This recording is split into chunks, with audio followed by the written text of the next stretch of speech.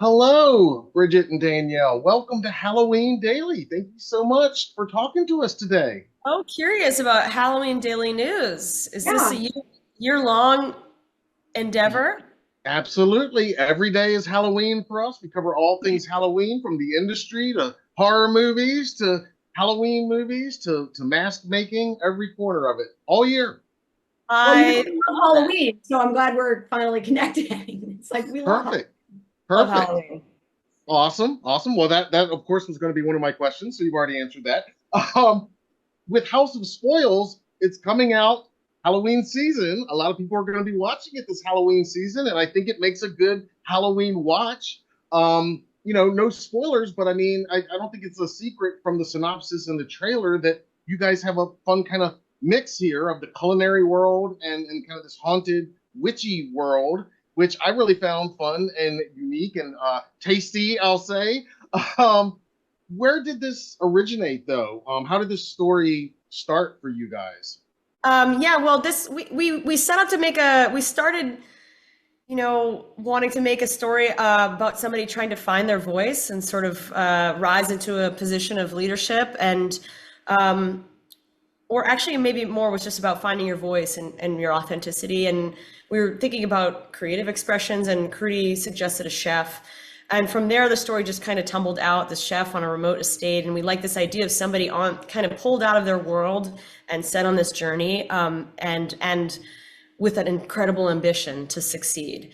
And then from there, as we sort of delved into the more psychological aspects, sort of this, psychological, spooky, haunted estate really came to life in helping to pull Chef out of herself, out of her old bad habits, and face her fears. Absolutely. And were there any genre inspirations, like horror inspirations, that you were like consciously trying to lean into and pay homage to, or maybe on the other end, tropes that maybe you wanted to very consciously try to avoid from this genre? The witch actually was a thing we had a lot of conversations about her appearance, and trying to find a way where she could actually feel sort of like familiar and embody an archetype, but also not necessarily feel the expectations. Especially, we wanted to be careful around like grotesque aspects that have like some judgments about like aging and bodies. And so we wanted to like free her from certain parts of that felt like it wasn't additive to the story we were telling. So that was something we were trying to subvert a little bit, or at least sort of like do our own version of.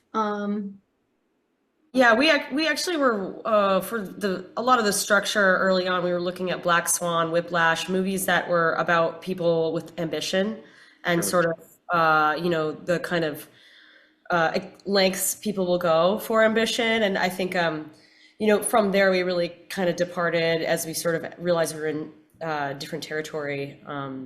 But yeah, we kind of want to invite you to think it's a normal witch story and let yourself be surprised when you see what happens.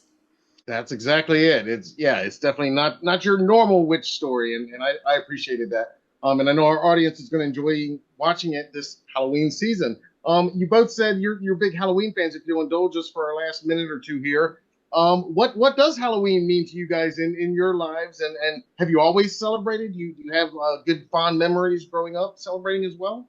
Absolutely. It's like the high holiday. My parents threw this huge Halloween party every year all while I was a kid. So we had this like trunk of insane costumes that people would leave props and stuff like that. So yeah, Halloween spookiness. I mean, we ran a haunted house at some point. Just Awesome. Halloween is I grew up right next to Salem, Massachusetts. So like basically the Halloween capital of the world. It's to me, it's a night where you can talk to any stranger and everybody is super silly. Yeah. Krudy? I do think it's like a real happy place also for, we do this work because we like characters. And it's so nice for a day where everyone else has permission to be a different character and to embody that. And like, actually, I do think the world would be happier if you got to like express yourself like that or try on new characters more. So there's a lot of Halloween support. Excellent. Awesome. I love that. Well, again, guys, I know you're super busy. The movie's great. I know our audience is going to check it out this October. And we can't thank you enough for talking to us today. And of course, we want to wish you both the very happiest of Halloweens. Thank you. Likewise.